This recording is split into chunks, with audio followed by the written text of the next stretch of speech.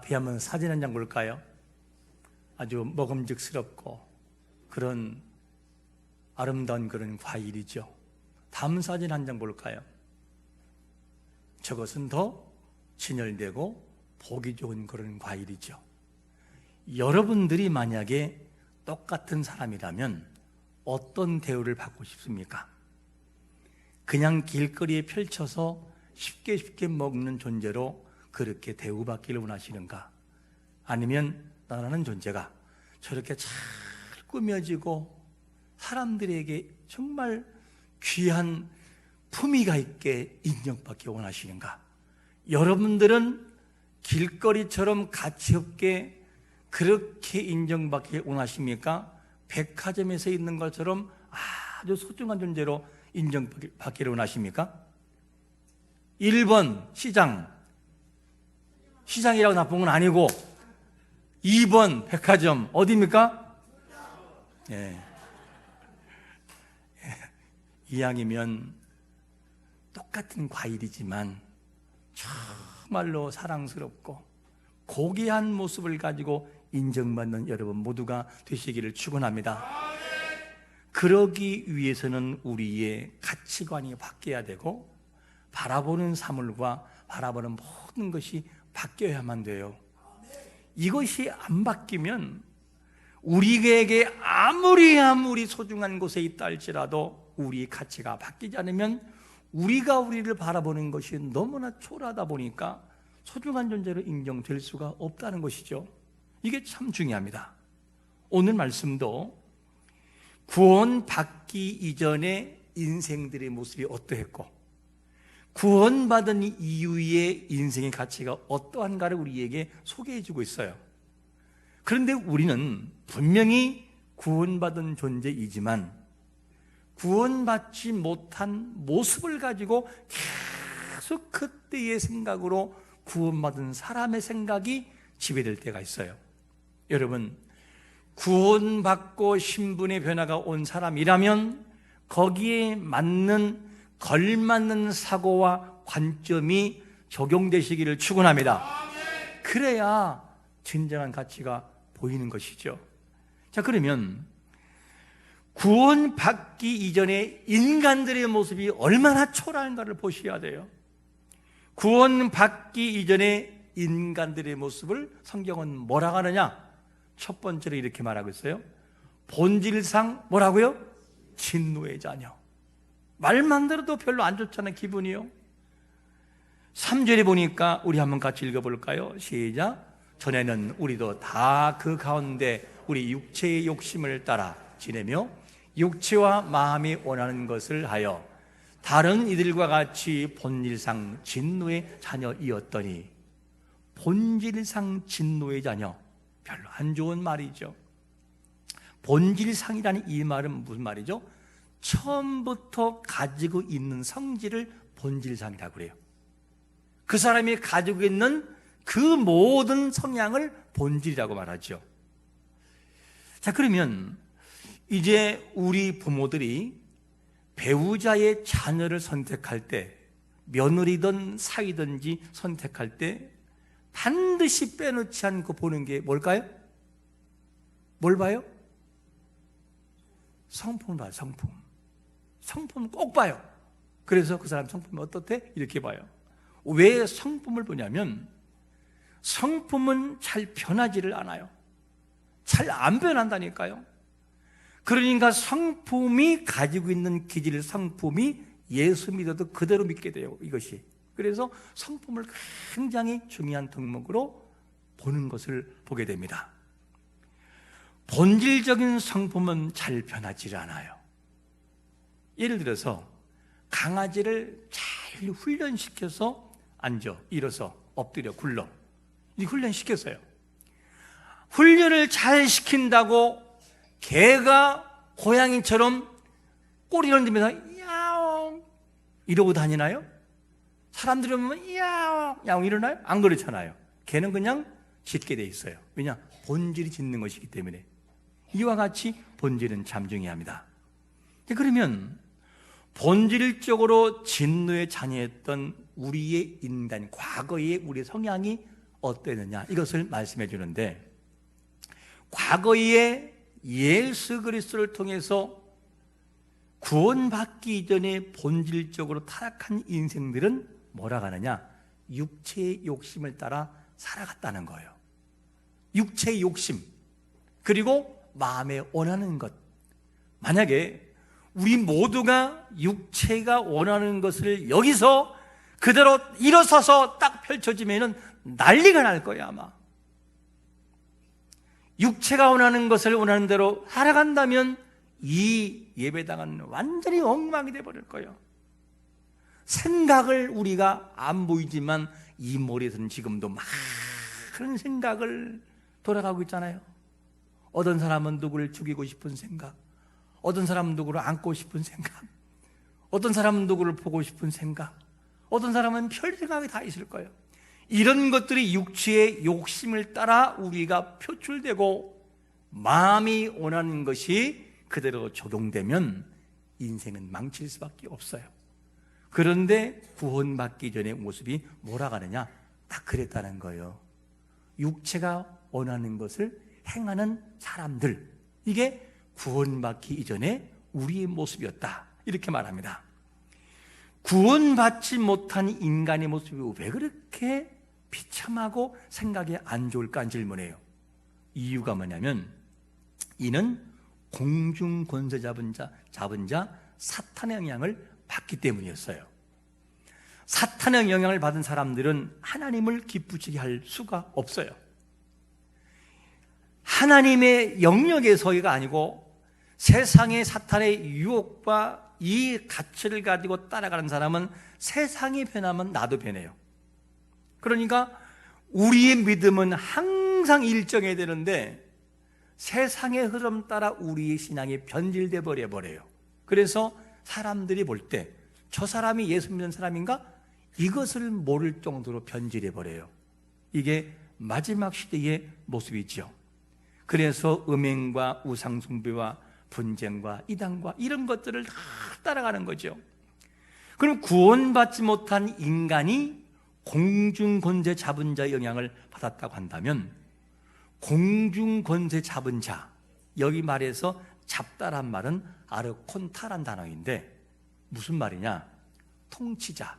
뭐를 통치하느냐? 어둠의 세력들이 믿지 않는 사람의 의식을 통치합니다. 의식. 생각을 통치해서 악한 길로 가도록 만들어 놓아요. 어떤 사람은 사람을 죽여놓고도 뭐라 그러면 너무너무 화가 나서 그랬다고 이렇게 하고 끝나요. 그냥 화 안 난 사람 있나요? 다 화가 나죠. 근데 절제가 안 되고 통제가 안 되는 거예요. 악한 세력은 이렇게 사람을 만들어 놓고야 말아요. 그래서 어둠의 권세가 지배를 하면 뭐가 되기 시작하느냐? 하나님과 점점 멀어져 버리고 단절되기 시작을 해요. 하나님 앞에 열심히 기도하던 사람이 어느 날 기도하는 담을 쌓아버려요. 이미 그런 부분에 영향을 받고 있는 거죠. 그렇게 하나님께 예배하고 눈물을 흘리며 순수했던 그 사람이 어느 때 변질되어 있어서 예배와 관련이 없고 마음이 악해져 있어요. 그래도 괜찮다라고 생각을 해요. 그런 의식들이 지배하기 때문이에요. 그래서 이 어둠의 세력들은 마음을 혼미하게 만드는데 어떻게 혼미하게 만드느냐? 고린도후서 4장 4절 한번 제가 읽어볼게요. 그 중에 이 세상의 신이 믿지 아니하는 자들의 마음을 뭐하게 한다고요? 혼미하게 하여 그리스도의 영광의 복음의 광채가 뭐하지 못하게? 비추지 못하게 막는다는 거예요. 그래서 하나님의 형상을 못 보게 만들어요. 이것을 보면 우리가 정말 가정을 위해서 많이 기도하셔야 돼요. 무슨 말이냐? 가정에 안 믿는 자가 있고 그리고 복음을 증거하거든요. 예수님 믿으라고 아무리 얘기해도 귀에 들리지 않아요. 왜 그럴까? 이미 복음이 가려진 상태이기 때문이에요. 그래서 복음을 증거해도 들리지가 않아요. 그런데 눈물의 기도의 분량이 차고 하나님의 때가 되면 평상시에 안 들었던 그 사람이 복음을 듣기 시작을 해요. 이상하게 어머니가 하는 그 말이 귀에 들려오기 시작하고, 얘야, 예수님 안 믿으면 큰일 난다, 진짜 큰일 날 것 같아, 귀에 들리기 시작을 해요. 그래서 우리는 계속적인 기도를 멈추지 말아야 돼요. 여러분, 안 믿는 가정과 자녀가 있다면 한 번 보고 포기하지 말고 계속해서 그들에게 증거하고 나가는 자가 되시기를 축원합니다. 우리가 이것을 해야 돼요. 근데 공중권세자분은 뭐냐? 자꾸만 그렇게 사람들을 잘못된 길로 몰아가요. 우리가 가끔 이런 걸 보죠. 연예인이나 아니면 어떤 목회자가 된 사람들이 있어요. 과거에 주목으로 살던 이 사람이 은혜를 받고 하나님 만났다고 고백하면서 간증하러 다녀요. 간증. 조심하셔야 돼요. 간증하러 다니다가 어느 한참 지난 다음에 보니까 교도소에 가 있네? 왜 그럴까? 분명히 은혜 받았다고 하고 그렇게 감동받았다고 하는데 오늘 갑자기 똑같은 과거의 죄를 짓고 감옥에 수감돼요. 왜 그러냐면 그 사람의 과거의 의식이 사단의 공중권세자와의 통치를 받았어요. 근데 그 사람이 그냥 예수님 믿고 돌아왔어요. 그건 자기 관리가 안 되는 거예요. 그러면 어느 한순간에 어둠의 세력은 다시 찾아와요. 우리의 의식 속에 자꾸만 놓고 그래요. 그러다가 그 깨어있지 않는 모습으로 살아가면 거기에 그냥 휩싸여 넘어가 버리는 거예요. 여러분, 그래서 우리의 의식을 지배하는 세력을 이기기 위해서 매일 나를 점검하고 나를 살피면서 깨어 있을 때 우리의 믿음을 보존할 수 있음을 믿으시기를 축원합니다. 얼마나 이게 중요한지 몰라요. 그래서 가끔씩 이 은혜 받았다고 하면서 했던 사람들을 함부로 세워서는 안 되는 것이 거기에 있는 것이죠. 참 중요한 겁니다. 그래서 우리 자신들이 과거의 생각 속에서 지배받고 있었던 생각에서 탈피하지 않으면 행복할 수가 없어요. 과거의 의식, 하나님을 모를 때의 의식이 지금도 여전히 믿음의 생활과 계속적인 하는 우리의 의식을 지배하면 분명히 신분은 변했어요. 예수 믿으면 그 자리에서 하나님의 자녀가 되고 천국 가는 것을 믿으시기를 축원합니다. 그러나 이 신분은 변했을지는 몰라도 의식이 변하지 않으면 그것이 잘 안 보인다는 거예요. 행복한 인생이라는 것이 잘 안 보여요. 이게 참 무서운 것이죠. 여러분, 이왕이면 같은 인생을 살 때에 싸구려 취급을 받지 말고 보배롭고 존귀한 모습으로 인정받는 자가 되시기를 축원합니다. 그런 삶을 살아가야 돼요. 그러면 이러한 인생을 우리가 살기 위해서 꼭 필요한 것이 뭐냐면 관점의 변화를 가져와야 돼요. 생각의 변화. 그래서 생각은 생각인데 어느 생각으로 바뀌게 되느냐는 거죠. 두 번째로 뭐라고 말씀하냐면 우리를 사랑하신 누구의 관점으로? 하나님의 관점으로 바뀌어져야만 돼요. 그래야 하나님이 우리를 향하신 비전이 보여지고 눈물이 나와요. 이게 안 바뀌면 계속 거기에 머물릴 수밖에 없다는 것이죠. 그래서 사절에서 말씀하잖아요. 그 큰 사랑을 인하여 이 사랑이 우리에게 어떻게 적용됐는지에 대한 관점을 통해서 볼 수 있어야만 돼요. 본질적으로 진노 자녀였던 우리를 긍휼히 여기신 하나님, 그 하나님이 우리를 자녀를 삼아주셨어요. 그런데 자녀 삼아주신 이 은혜를 우리가 모르고 살아가면 아무리 신분이 바뀌었어도 느껴지지가 않아요. 안 느껴져요. 그래서 변화를 분명히 가져와야 돼요.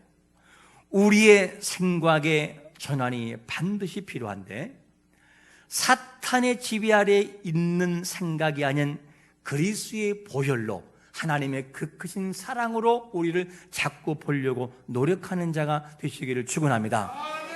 그러면 죽고 싶다가도 왜 죽지? 내가 알고 보니까 괜찮은 사람인데 이렇게 생각이 바뀌어지는 거예요. 이것이 안 바뀌면 정말 불행해지죠. 그래서 세상에 보는 기준과 하나님의 관점으로 보는 기준은 너무 달라요. 세상에 보는 기준은 주로 어떤 것이냐면 얼마나 잘생겼느냐, 예쁘냐, 이거를 봐요. 그리고 그 사람이 얼마나 집안이 좋으냐, 이거를 봐요.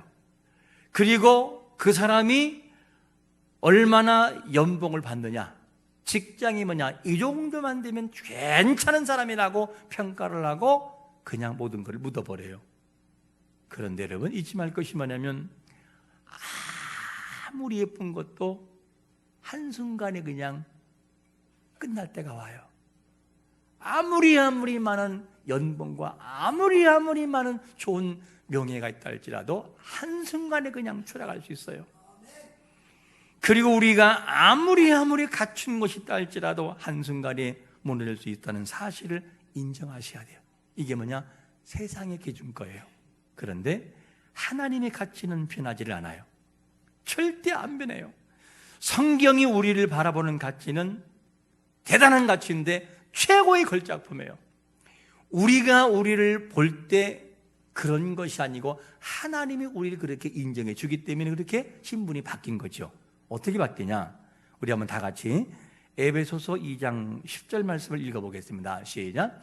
우리는 그가 만드신 바라 그리스도 예수 안에서 선한 일을 위하여 지으심을 받은 자니 이 일은 하나님이 전에 예비하사 우리로 그가 가운데 행하게 하려 하심이라. 여기 계신 분들은 하나님이 선하게 쓰시려고 최고의 걸작품으로 부름받은 존재임을 믿으시기를 축원합니다. 그게 우리의 모습이라는 거예요. 이것을 우리가 볼 수 있어야만 돼요. 이거를 볼 수 있어야만 돼요. 사람의 신기한 것이 뭐냐면 마음의 상처가 굉장히 많을 때는 자신이 그렇게 불행할 수가 없어요. 그렇게 불행해 보일 수가 없어요. 그런데 어떻게 바뀌느냐? 똑같은 사람인데 그리스도를 통하여 성령을 통하여 마음의 치유를 받고 내면에 회복이 되면 분명히 똑같은 사람이거든요. 180도가 바뀌어요. 저 자신도 과거에 너무 어릴 때에 불행하게 생각을 했어요. 근데 성령을 만나고 진짜 만난 다음에 바뀐 것이 뭐냐면 부정적인 것을 생각하고 싶어도 떠오르지가 않아요. 그렇게 모든 조건이 내가 감사하고 모든 삶이 감사할 수밖에 없어요. 왜냐? 회복이 됐기 때문에. 우리가 하나님 안에 들어와 있지만서도 아직도 의식과 관점이 하나님을 믿기 전에 구원받기 전에 의식이 우리를 지배하고 있다면 여전히 불행한 사람으로 느끼게 될 수밖에 없어요. 그런데 이것이 바뀌어지면 그 순간 행복한 사람으로 보여지는 것을 믿으시기를 축원합니다. 이거를 우리가 그리스도 안에서 분명히 봐야만 되지요. 성경이 말하는 우리의 가치는 최고의 가치예요. 최고의 선한 가치예요. 블루오션 전략이라는 말이에요. 블루오션. 이 전략이라는 것이 뭐냐면 이런 거지요. 아직 어떤 것이 시도되지는 않았어요.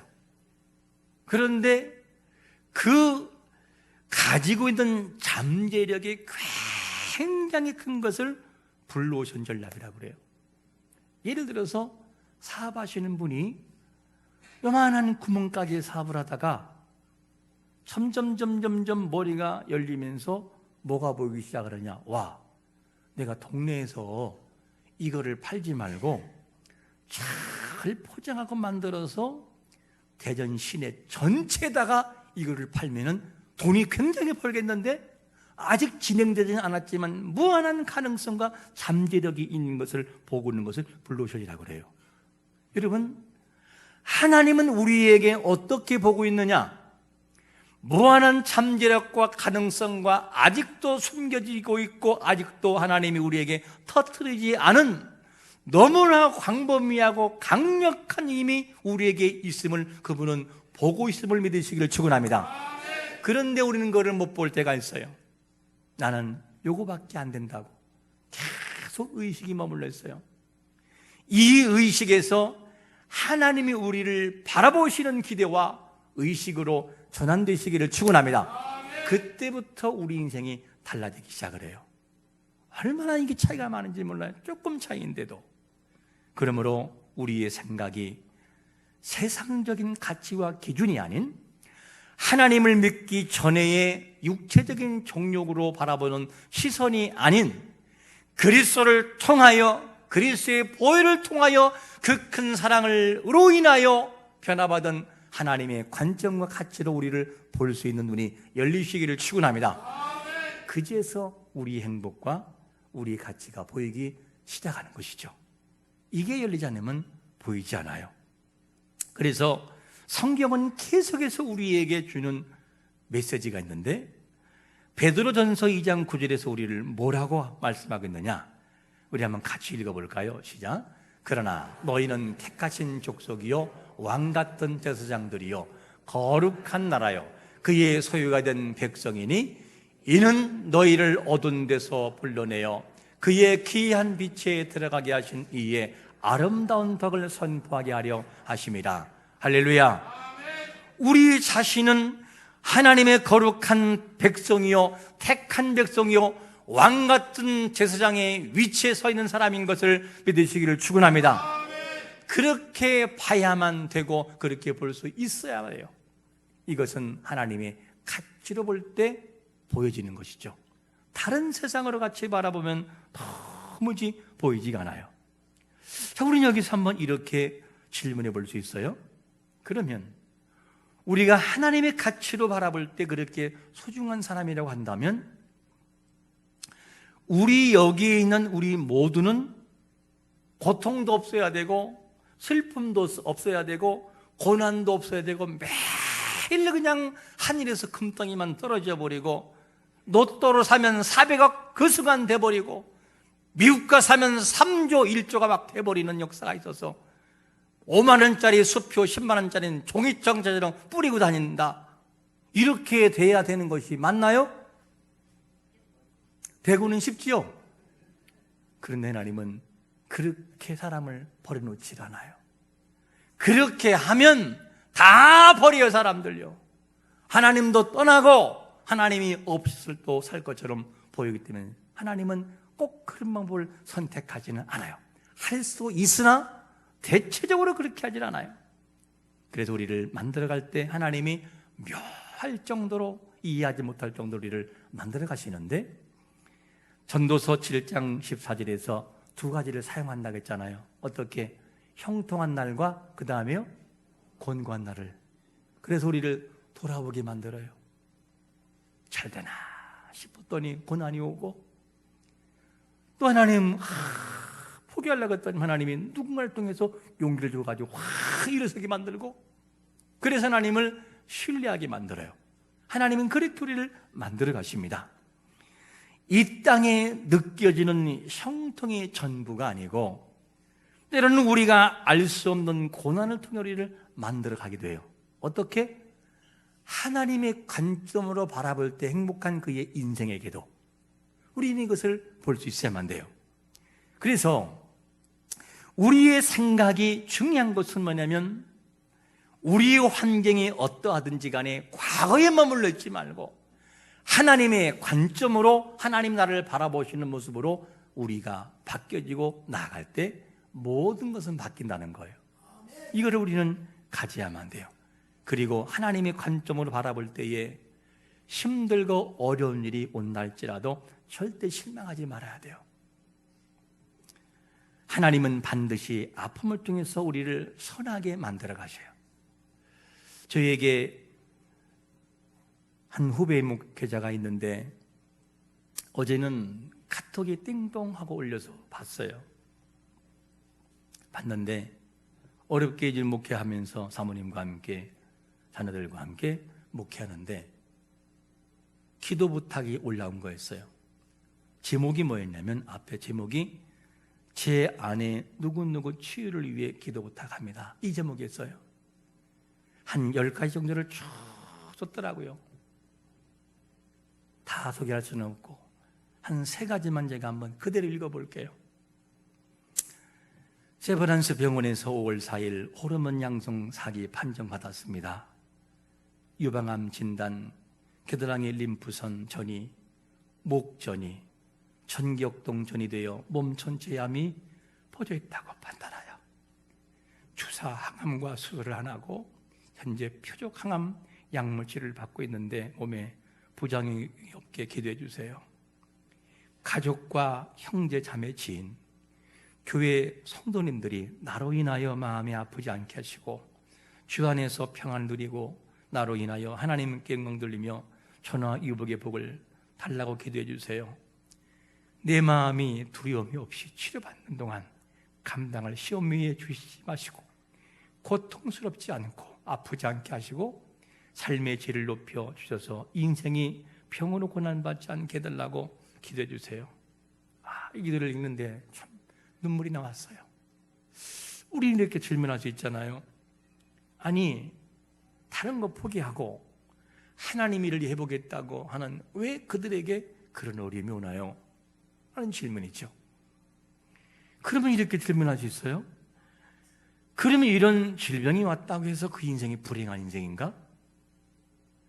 세상적인 기준과 가치를 바르면 100% 불행한 사람이에요. 왜? 그 잘 나가던 걸 다 포기해버리고 왔는데 왜 나에게 이런 병이 왔는가? 근데 뭘 잘못했다고? 이게 세상적인 가치예요. 그런데 하나님의 관점으로 바라보니 질병을 통해서 하나님을 나를 바라보게 하고 주여 하나님 어떤 뜻이 있나요? 더 하나님을 매달리게 하고 그리고 자기처럼 아픔을 당한 사람들이 보면 느껴지고 눈물이 나오는 아픔을 받고 그리고 간절함을 가지고 목회 사역을 위해서 함께 수고하는 사모로서의 그를 감당하는 위치에 설 수 있어요. 예배 전에도 일부 끝나고 좀 통화했습니다. 잘 지내시냐고. 그랬더니만 목사님 지금 집에서 약을 먹고 표적 치료 받고 있습니다. 고맙다고. 이런 얘기를 통화했어요. 다른 사람의 병을 치유해주고 불치병을 회복했던 바울도 어떤 질병이 있느냐? 얼마나 고통스러우면 사단의 가시라는 용어를 써요. 그러면 다른 사람을 위해서 할렐루야 명하고 병자가 있으면 죽은 자를 살리고 손을 얹은 후 병이 낫고 귀신이 떠나가며 회복되는 현장이 바울에게 있었어요. 근데 막상 만약에 그가 간질이었다면 할렐루야 하다 갑자기 팩 쓰러지면서 거품을 막 물어요. 그러면 사람들이 뭐라고 할까? 아이고, 다른 사람은 치유하기 전에 당신이나 먼저 하세요. 그렇게 말 안 하겠어요? 있을 수 있어요. 너무너무 고통스러운 이 바울이 하나님께 기도해요. 하나님, 이 좀 가시 좀 가져가 주세요. 우리말로 바꾼다면 도무지 제가 자존심 상해서 못하겠어요. 정말 창피해서 못하겠어요. 하나님 좀 가져가 주세요. 몇 번 기도했다고요? 3번. 히브리 문화에서 3번은 많이 있다고 얘기해요. 많이. 근데 하나님이 뭐라고 하느냐? 바울아, 내 은혜가 네게 족하도다. 무슨 말이죠? 네가 나에게 그렇게 이 가시를 가져가 달라고 말하지만 아니, 나는 허락할 수 없어. 왜냐하면 네가 얼마나 많은 은사가 있느냐, 네가 얼마나 많은 체험이 있느냐. 그런데 너희의 이 많은 것들을 막고 너를 제어하고 너를 바라보게 하는 것은 그 고통이야. 그게 아니면 너는 반드시 교만한다. 하나님이 안 들어줘요. 그러면 바울은 불행한 사람인가요? 바울이 불행한 사람이냐고요? 그 속에서 하나님의 뜻을 발견하고 하나님께서 나에게 주신 행복이 뭔지를 사역을 통해서 발견하며 영혼의 사역을 위해서 일하는 것이 뭐냐? 그게 하나님의 관점에서의 행복이라는 것을 볼 수 있어요. 여러분, 우리가 하나님 안에 들어와 구원받은 존재이지만 그런 우리에게도 고난이 오지만 그 속에서 주님을 찾게 되고 주님을 의지하는 것은 하나님의 관점에서 바라볼 때에 행복한 조건에 포함되는 것을 믿으시기를 축원합니다. 그것도 행복한 조건에 포함되는 거예요. 세상적인 가치를 어떻게 이걸 행복하다고 할 수 있겠어요? 못하지요. 여러분, 우리는 어느 사고에 머물러 있습니까? 우리의 신분은 벌써 하나님의 자녀의 신분으로 들어와 있지만 아직까지도 육체적인 욕심을 따라 살아가는 과거의 습관의 생각이 지금 나를 지배한다면 여전히 불행한 사람으로 느껴질 수밖에 없을 것입니다. 그러나 이미 바뀌어진 그리스도의 십자가의 보혈로 하나님의 자녀된 우리의 신분을 하나님의 관점으로 나가 우리를 바라보고, 그것이 질병이 있든 그것이 고난이 있든 그것이 가난이 다가오든 그것이 연단이 다가오든 하나님의 관점으로 나를 사용하시는 그분을 바라볼 때는 세상에서 가장 행복한 사람들인 것을 믿으시기를 축원합니다. 관점이 바뀌지 않으면 불행할 수밖에 없어요. 하나님의 가치로 우리가 전환될 때 행복이 보이기 시작하는 거예요. 이 삶을 우리는 느끼고 경험하는 게 참 중요합니다. 우리를 위해 피 흘려 돌아가신 예수 그리스도의 가치, 하나님의 가치, 긍휼이 풍성하신 하나님의 가치로 전환되면 어떻겠습니까? 할렐루야. 변화되시기를 축원합니다. 하나님의 가치로 돌아와야 행복이 비로소 보이기 시작을 해요. 육체의 가치가 하나님의 가치로 전환되므로 하나님의 행복이, 하나님이 바라보시는 그 모든 가치가 나도 함께 느껴지고 경험돼서 정말 행복한 성도의 삶을 누리며 존귀한 가치로 인정받는 우리 모두 되시기를 예수 그리스도의 이름으로 축원합니다. 아멘.